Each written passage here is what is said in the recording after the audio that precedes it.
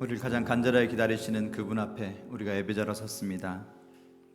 아침에 나로 주의 인자한 말씀을 듣게 하소서. 내가 주를 의뢰합니다. 나의 다닐 길을 알게 하소서. 아멘. 오늘 함께 주님의 이름을 높이고 주님의 말씀을 듣기 위해서 이곳에 모인 성도님들을 환영합니다. 오늘도 우리에게 말씀하신 그 말씀을 듣게 하신 하나님을 찬양하며 오늘 예배 가운데 주님을 더 의뢰하게 해달라고, 우리의 다닐 길을 인도해 주시라고 함께 기도하며 이 시간 예배로 나아가겠습니다. 같이 기도하며 나아가겠습니다. 이 시간 특별히 우리 하루 공동체에서 드라마 성경으로 같이 저희가 들으면서 또 우리의 입으로 따라하면서 말씀 속으로 들어가 보도록 하겠습니다. 내가 여호와를 항상 송축하며 내 입술로 항상 주를 찬양하리이다. 내 영혼이 여호와를 자랑하리니 곤고한 자들이 이를 듣고 기뻐하리로다. 나와 함께 여호와를 광대하시다 하며 함께 그의 이름을 높이세. 내가 여호와께 간구하며 내게 응답하시고 내 모든 두려움에서 나를 건지셨도다. 그들이 주를 앙망하고 광채를 내었으니 그들의 얼굴은 부끄럽지 아니하리로다. 이 곤고한 자가 부르짖음에 여호와께서 들으시고 그의 모든 환난에서 구원하셨도다. 여호와의 천사가 주를 경외하는 자를 둘러 진치고 그들을 건지시는도다. 너희는 여호와의 선하심을 맛보아 알지어다. 그에게 피하는 자는 복이 있도다. 아멘. 우리 마지막 말씀 다시 한번 같이 읽어볼까요? 8절 말씀입니다. 시작. 너희는 여호와의 선하심을 맛보아 알지어다. 그에게 피하는 자는 복이 있도다. 아멘. 이 시간 정말 하나님의 선하심을 맛보아 알아가는 시간 되길 원합니다. 아멘. 이 시간 말씀을 준비하면서 되게 부담스럽기도 했습니다. 같이 한번 우리 스스로에게 질문을 한번 던져봤으면 좋겠습니다. 내 삶에서 하나님은 선하신가? 아멘. 그럼 우리는 정말 불평 없이 내가 하나님 앞에 또 하나님께 순종하면서 따라가고 있는가? 그거는 저희가 대답이 쉽지가 않은 것 같습니다. 어느 누가 하나님께 불평하지 않고 그래요, 하나님이 선하십니다. 저는 어떤 상황에서 하나님의 선하신 뜻을 믿고 따라가겠습니다 라고 고백하는 게 정말 쉽지 않지만, 그럼에도 불구하고 입술로 한 번 더 고백해보고 입술로 내 영혼에게 선포할 수 있는 그런 시간이 되길 원합니다. 그래서 이 시간 말씀 제목 같이 읽어볼까요? 시작. 하나님의 선하심을 세상에 선포하다. 하나님의 선하심을 세상에 선포하다. 이 세상에 저희 스스로가 포함되는 것일까요? 저희도 세상에 살기에 저희 스스로에게 먼저 하나님의 선하심을 나에게 선포하고, 그래서 그 선포가 또한 내 이웃과 내 주변에게 같이 선포될 수 있는 그런 저희가 되게 해달라고 기도하는 마음으로 같이 한번 말씀 속으로 들어가 보도록 하겠습니다. 첫 번째는 하나님의 선하심. 하나님의 선하심 중에서도 하나님의 선하심을 제대로 볼 수 있으려면 우리가 먼저 우리 스스로를 좀 돌아봤으면 좋겠습니다. 인간의 악함. 인간의 악함이다. 어떤 게 있을까요? 정말 많겠지만 사람들이 서로를 바라볼 때 언제부턴가 저희 모두가 그런 것 같습니다. 사람이 사람을 바라보고 사람이 사람을 판단할 때 주로 무엇으로 많이 판단하느냐? 쌍시옷 미음. 어렵죠? 쓸모. 그래서 어렸을 때부터 막 서로 그런 말을, 넌 참 쓸모없는 인간이야, 쓸모없는 사람이 되면 어쩌려고 그러니라든지, 이렇게 우리가 언제부터 사람과 사람을 판단할 때 나에게 쓸모가 있을까 없을까, 다른 말로 나에게 도움이 될까 안 될까, 나에게 도움이 되면 나도 저 사람을 귀하게 대접하고 뭔가 나에게 가까이 두고 싶고, 도움이 안 될 것 같으면, 저 사람 쓸모없을 것 같으면 왠지 멀리하고. 그렇죠? 사람들은 이렇게 사람을 대할 때 정말 나에게 소중한 사람이 아니라 가족 외에 다른 사람들에게는 저렇게 뭔가 나에게 도움이 되나 안 되나로 판단하진 않나. 요새는 심지어 가족들도 그렇죠, 나에게 도움이 되는가 안 되는가를 따져가면서 그렇죠, 뭔가 거리를 두기도 하죠. 그래서 이렇게 이 세상에 갑질이 많이 판치는 것 같습니다. 도움이 안 되면 그쵸, 내가 막 함부로 해도 되는 대상, 그걸 다른 말로 갑질을 할 수도 있겠죠.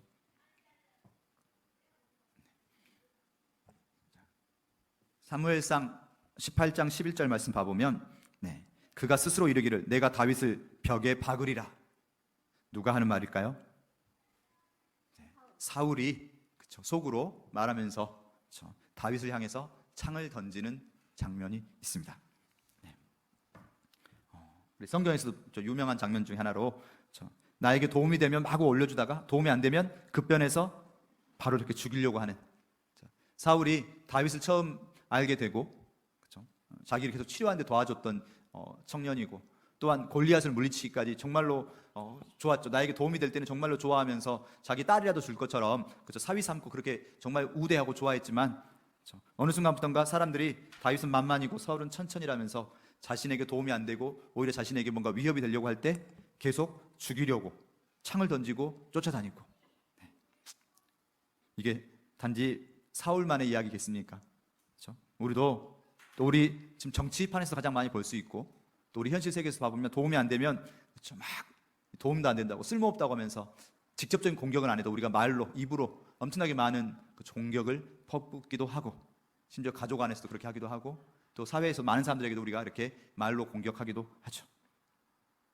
이렇게 나에게 쓸모없을 때, 도움이 안 될 때 공격할 것은, 공격할 때를 그렇죠? 유대인 학자 중에서 유명한 학자가 사람을 사람으로 대접하지 않고 그것, 대상으로 이렇게 서로 바라보는 관계다. 요즘 세상은 물건이 판치다 보니까 사람들도 하나의 사람으로 바라보지 않고 대상으로, 나에게 도움이 되면 좋은 것, 도움이 되지 않으면 나쁜 것, 나쁜 것은 언제든지 버릴 수 있고 공격할 수 있는 것, 그렇게 사회가 많이 삭막해져 가는 것 같습니다.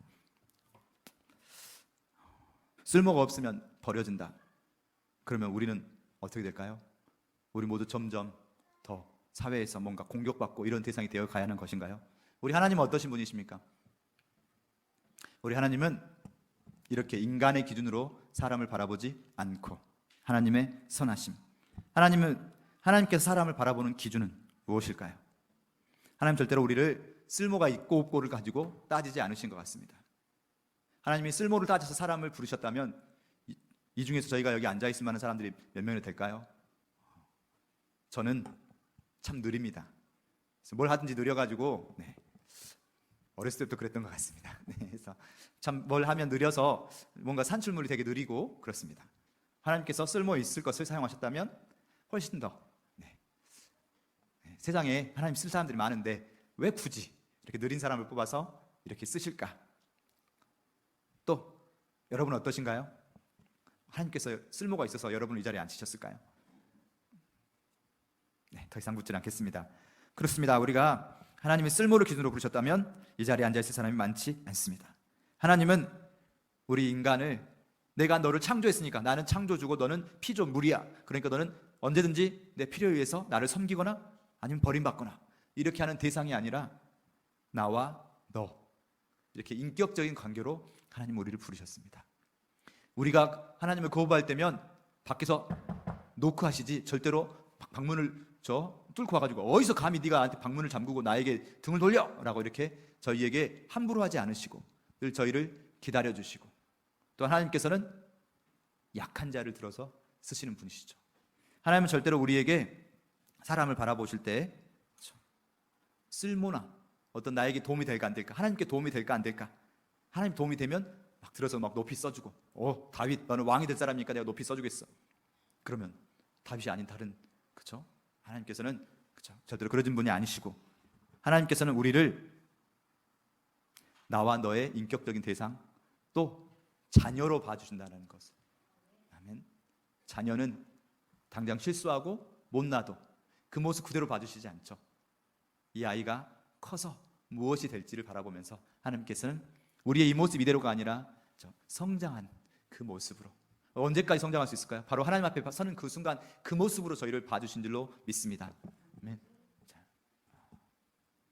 나의 기도와 헌신, 봉사가 내 소원을 이루는 데 도움을 줄 것이다.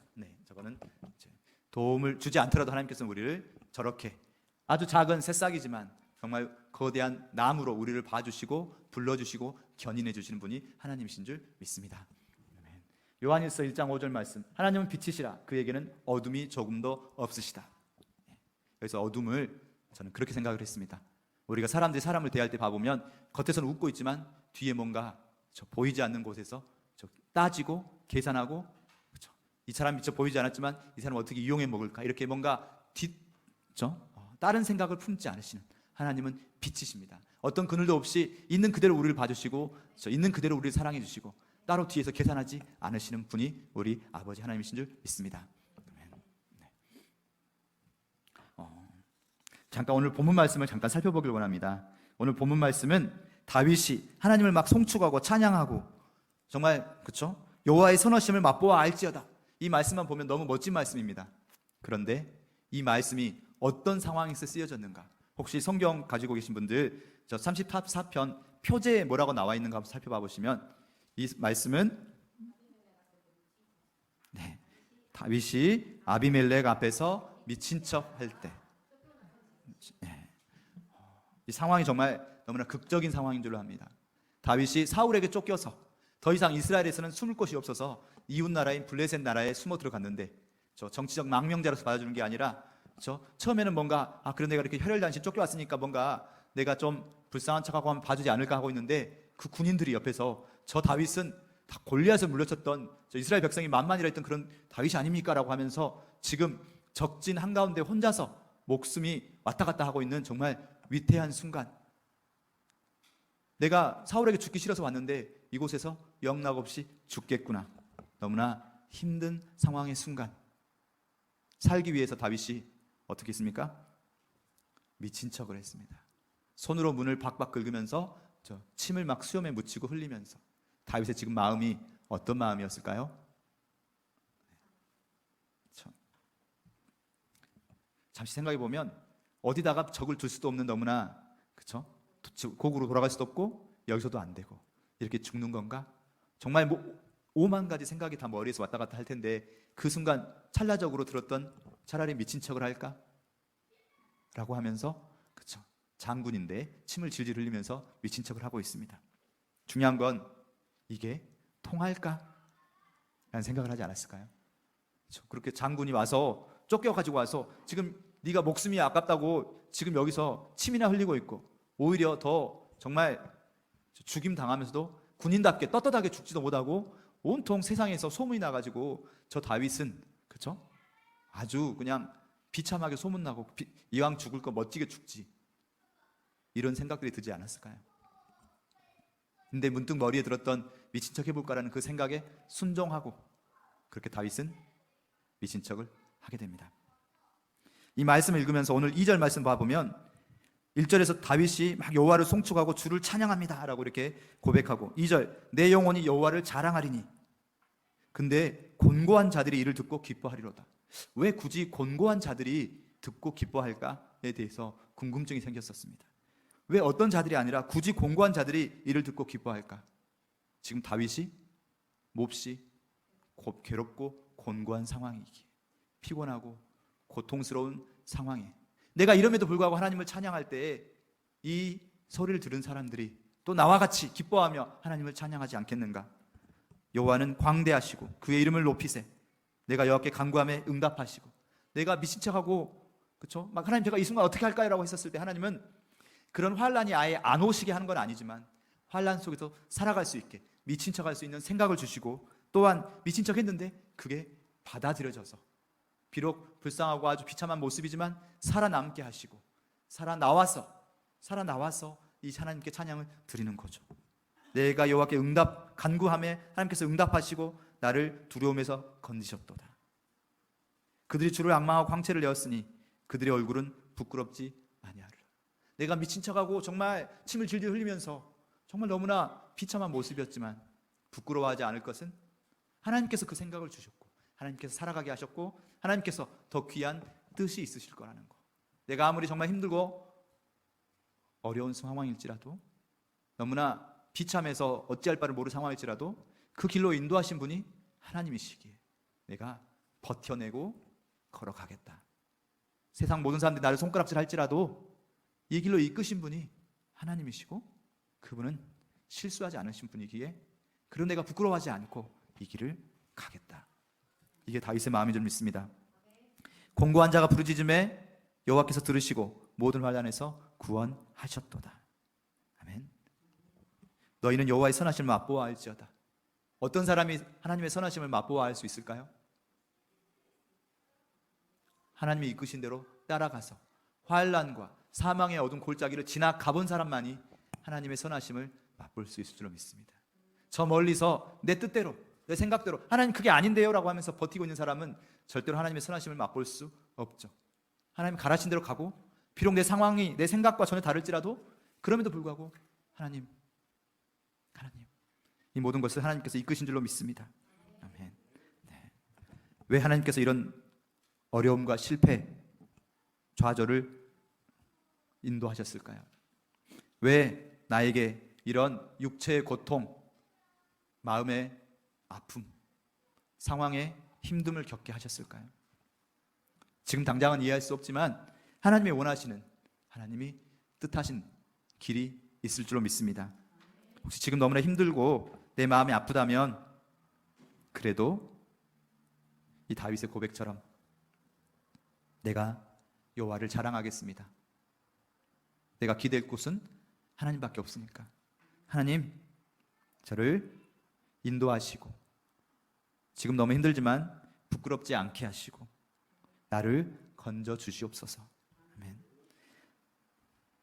다 알 수는 없지만 다윗은 앞으로도 어려운 일들을 많이 겪게 되고 자녀에게 쫓기기도 하고 힘든 순간이 앞으로도 많이 있지만 그런 상황 속에서 계속 하나님을 찬양할 수 있었고 또한 힘든 사람들을 위로할 수 있었고 지금 이 순간까지도 이 다윗의 시가 우리를 위로하고 있는 줄로 믿습니다. 하나님의 뜻하신 바 그 속에 우리가 함께 걸어가길 원합니다. 아멘. 이렇게 내가 하나님의 선하심을 고백할 수 있다면 이 선하심을 나에게 선포할 뿐만이 아니라 그 선하심을 또 하나님이 원하시는 대로 함께 고백할 수 있어야 할 줄로 믿습니다. 그 하나님의 선하심은 어떤 하나님의 선하심인가? 우리 한번 같이 시편 103편 8절 9절 말씀 읽어볼까요? 시작. 여호와는 긍휼이 많으시고 은혜로우시며 노하기를 더디하시고 인자하심이 풍부하시도다. 자주 경책하지 아니하시며 노를 영원히 품지 아니하시리로다. 아멘. 이 말씀을 우리가 우리에게도 또 우리의 이웃에게도 하나님 정말 긍휼하셔서 노하기를 더디하셔. 그래서 우리가 지금 당장 엇나갔을지라도 하나님 아무 말 안 한다고 해서 우리가 계속 그렇게 갈 것이 아니라 그 인자하심에 우리가 이용하는 것이 아니라 인자하심을 붙잡고 하나님이 자주 꾸짖지 아니하시지만 노를 영원히 품지 아니하시지만 때로는 우리를 더 정신 차리게 이끄시기도 하니까 우리가 그 하나님의 선하심을 오해하지 말고 하나님의 선하심을 붙들었으면 좋겠어라고 나에게 또 우리 이웃에게 선포할 수 있었으면 좋겠습니다. 아멘. 자, 우리가 하나님의 부르심을 받아서 이렇게 하나님의 선하심을 잡았다면 우리는 아멘 하고 끝나는 것이 아니라 이 하나님의 선하심을 세상에 선포할 수 있어야 할 줄로 믿습니다. 아멘. 네. 자, 하나님의 선하심을 세상에 선포할 때는 어떻게 나아가야 할 것인가? 먼저는 하나님의 시선으로. 하나님의 시선. 아까 하나님의 시선은 어땠습니까? 하나님께서는 시간을 뚫고 우리에게 오신 분이시죠. 하나님은 시간이 얽매임이 없으시기에 우리의 과거를 아시고 우리의 현재를 아시고 우리의 미래를 아시는 분이시죠. 그 하나님께서는 우리의 과거를 가지고 우리를 바라보시지도 않고 우리의 현재를 가지고 우리를 바라보시지도 않고 우리의 미래를 통해서 우리를 보시고 우리를 붙잡으신 줄로 믿습니다. 예수 그리스도는 어제나 오늘이나 영원히 한결같으신 분. 그 한결같으시게 우리를 바라봐 주신다면 우리도 우리의 이웃에게 나아갈 때 저 사람이 자꾸 나에게 쓸모가 없고 도움이 안 돼. 내가 그 과거나 현재의 모습으로 그들을 바라보는 게 아니라 하나님께서 이 사람을 성장시켜서 어떻게 성장시키실 줄 모르기에 우리는 당장 그들이 우리를 실망시킬지라도 붙잡고 기도하며 그렇게 하나님의 시선으로 하나님의 마음으로 그들을 포옹하고 껴안아 줘야 할 줄로 믿습니다. 당장은 그들이 우리를 이용하는 것 같고 당장은 그들이 우리를 뭔가 쉽지 않게 힘들게 하는 것일지라도 그렇게 느껴질지라도 하나님께서 우리에게 보내셨고 또 하나님께서 이끄시기에 하나님이 뜻하신 바가 있음을 믿고 우리는 그렇게 하나님의 시선으로 더 안아줄 수 있어야 할 줄로 믿습니다. 아멘. 하나님의 마음으로. 하나님의 마음은 어떤 마음이실까요? 아까 하나님이 우리를 바라봐 주시는 것은 자녀의 시선으로 바라봐 주신다. 부모가 자녀를 바라보는 마음으로. 우리 이런 속담이 있죠. 저 발가락이나 손가락을 보면서 떠오르는 속담. 손가락이 10개네? 네, 맞습니다. 10손가락 깨물어서 안 아픈 손가락이 없다. 무슨 말씀이냐? 우리 부모님들의 손가락을 떠올리게 하는 손가락이네요. 우리 부모님들에게 있어서 잘 나가는 자식이 있고 못 나가는 자식이 있었을 때 모두가 똑같이 예쁘고 모두가 똑같이 자녀이지만 또한 더 신경 쓰이는 아픈 손가락이 있다. 우리가 하나님께 먼저 나와서 이 자리에 앉아 있으면 우리는 하나님의 복음을 먼저 들은 먼저 된 손가락일 수도 있죠. 하나님의 복음을 들어서 우리는 하나님 앞에 잘 서 있습니다. 하나님 앞에 하나님 뜻대로 살아가기 위해서 애를 쓰고 있습니다. 그런데 하나님이 세상을 이처럼 사랑하사 독생자를 주셨으니 이는 그를 믿는 자마다 멸망하지 않고 영생을 얻게 하려 하심이라. 하나님께서 세상을 이처럼 사랑하사라고 할 때 우리는 저 세상에 대신에 우리의 이름을 넣어서 하나님이 명기를 이처럼 사랑하사 이렇게 고백하면서 좋아할 때도 많이 있었습니다. 그런데 이 세상은 단수형만이 아니랍니다. 하나님이 이 세상을 사랑하사 할 때 하나님이 우리를 사랑하사 하나님께서 우리를 사랑하사 이곳에 불러주셨어요. 근데 우리만이 아니라 그 뒤에 봐보면 이는 그를 믿는 자마다 하나님을 믿는 자마다 멸망하지 않고 영생을 얻게 하려 하십니다. 아직 믿지 않았지만 이제 곧 믿는다고 고백하는 그 사람까지도 하나님은 모두 세상에 포함하시는 하나님은 이 세상에 우리만을 창조하신 게 아니라 이 세상의 모든 사람들을 창조하셨고 하나님의 마음은 하나님의 본심은 우리에게 재앙을 주는 것이 아니고 더욱더 많은 영혼이 하나님 믿는 것이라고 하였습니다. 우린 자꾸 우리 마음에 드는 사람만 하나님의 말씀을 듣고 이 자리에 왔는 사람만 우리가 하나님의 형제 자매로 바라보고 우리끼리 행복하는 것이 중요한 게 아니라 하나님의 마음을 가지고 내가 부모인데 내 자녀가 하나님의 복을 모르고 엉뚱한 곳에 헤매고 있을 때 저희가 너무나 마음이 아프지 않습니까?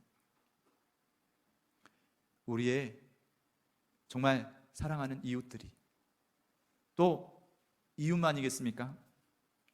예수님께서는 어떤 사람을 찾으러 이 땅에 오셨다고 하셨죠? 우리는 가끔가다 우리 마음에 맞고 우리하고 수준이 맞고 정말 착해 보이는 사람들만 교회에 왔으면 좋겠고 부담스러운 사람이 와서 앉아있으면 부담스럽고 그럴 때가 많죠. 같이 한번 말씀 읽어보겠습니다. 시작. 건강한 자에게는 의사가 쓸데없고 병든 자에게라야 쓸데있느니라. 나는 의인을 부르러 온 것이 아니요 죄인을 부르러 왔노라. 아멘. 나는 의인을 부르러 온 것이 아니요 죄인을 부르러 왔노라. 솔직히 우리도 죄인이기에 이 자리에 앉아있는 것이죠. 우리 힘으로 어떻게 살아갈 수 없음을 알고 자꾸 죄를 반복하고 자꾸 넘어지는 모습을 보면서 우리도 이곳에 와서 하나님께 용서해달라고 하는 것이지 우리가 정말로 의인이었으면 우리가 이곳에 있지 않고 자기 의에 따라 살아갔겠죠. 우리가 자꾸 너무 우리의 기준으로 사람들을 자꾸 이렇게 갈라치면서 우리가 편한 사람만 받으려고 하는 것은 아닌지. 내 시선, 내 생각이 아니라 하나님의 시선, 하나님의 시선이 어디에 있고 하나님의 마음이 어디에 있는지, 하나님이 아파하시는 아픈 손가락이 누구인지 그렇게 기도하며 우리가 말씀을 자꾸 붙잡아야 할 줄로 믿습니다. 아멘.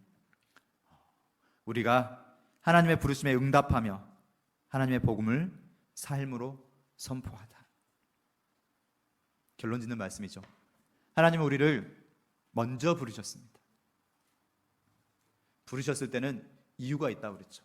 명기라, 네? 그냥 불렀어? 그거 아니겠죠. 분명히 부르심에는 이유가 있고 또한 우리를 먼저 부르셨습니다. 먼저 부르셨을 때는 분명히 이유가 있을 줄 믿습니다. 베드로전서 2장 9절 말씀입니다. 베드로전서 2장 9절 말씀 같이 읽어보겠습니다. 시작. 너희는 택하신 족속이요 왕같은 제사장들이요 거룩한 나라요 그의 소유가 된 백성이니 이는 너희를 어두운 데서 불러내어 그의 기이한 빛에 들어가게 하신 이의 아름다운 덕을 선포하게 하려 하심이라. 아멘. 하나님께서는 우리를 왕같은 제사장으로 부르셨습니다. 근데 그 제사장은 자기 자신을 위해 살아가는 존재가 아니죠. 제사장은 자기를 위해서 예배드리고 끝이 아닙니다. 제사장은 주변의 이웃들을 사람들을 예배드리게 하는 존재죠. 자기만 위해서 예배드린다면 그 사람은 제사장이라 할 수 없습니다. 제사장은 예배가 흘러갈 수 있게 예배가 같이 드려질 수 있게 하나님께서는 우리를 왕같은 제사장으로 부르셨고, 그래서 우리를 부르셨을 때는 그 부르게 하시니, 우리를 부르신 이의 아름다운 덕, 하나님의 아름다운 덕을 선포하게 하려 하심이라고 했습니다.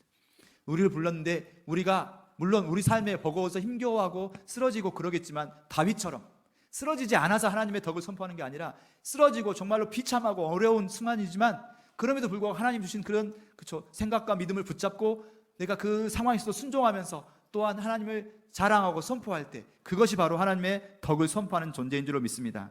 아멘. 우리는 인생의 최고의 정점, 성공의 순간에 하나님을 전하는 것이 아니라 인생의 바닥을 치고 너무 힘들어 보이는 그 순간, 바로 그 순간이 하나님이 주목하시는 순간이고, 그 순간이 바로 세상의 공고한 자들이 우리를 주목하는 순간인 줄 믿습니다.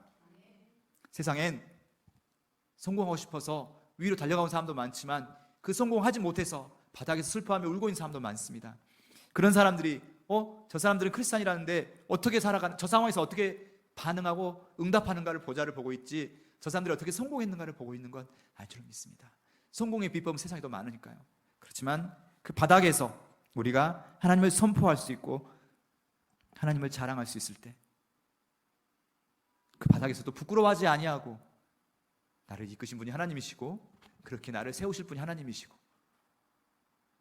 그렇게 우리가 하나님의 선함을 믿고 나아갈 때 우리 주변의 사람들이 우리를 통해서 하나님의 선하심을 맛볼 수 있을 줄로 믿습니다. 아멘. 같이 찬양하며 하가다 선포하고 그렇게 찬양하며 나아가겠습니다. 하가다 2번 선포하겠습니다. 자, 우리 가슴에 손 올리고 내 영혼에게 선포하는 마음으로, 내 영혼아 단단히 잘 듣고 이렇게 순종하자. 같이 선포하겠습니다. 시작. 너희는 여호와의 선하심을 맛보아 알지어다. 그에게 피하는 자는 복이 있도다. 자기 이름 넣어서, 명길이는 여호와의 선하심을 맛보아 알지어다. 그에게 피하는 자는 복이 있도다. 아멘. 하나님께서는 사람을 통해 일하시고 사람과 함께 일하시는데, 우리가 입을 다물고 하나님 저도 너무 힘들어 죽겠습니다, 물론 힘들지만 그 상황에서 우리가 멈추지 않고 우리의 입술을 열어서 하나님의 선하심을 우리가 증거할 수 있었으면 좋겠습니다. 우리가 하나님을 그 순간에도 증거할 때 사람들이 우리를 통해서 하나님이 어떤 분이신 줄 알게 되고, 우리를 통해서 네가 믿는 하나님 나도 믿어보고 싶다, 네가 믿는 그 하나님이 나에게 희망이 되었으면 좋겠다. 복음은 우리의 입술이 아니라 우리의 행동으로, 우리의 삶을 통해서 전달된다고 합니다. 비록 부족하고 우리 마음에 선한 건 하나 없어 보이지만 그래도 그 모든 것 주님께 맡기고 주님만을 자랑하며 그렇게 주님께 나아가겠습니다라고 고백할 수 있는 우리가 되길 원합니다. 같이 기도하며 나아가겠습니다.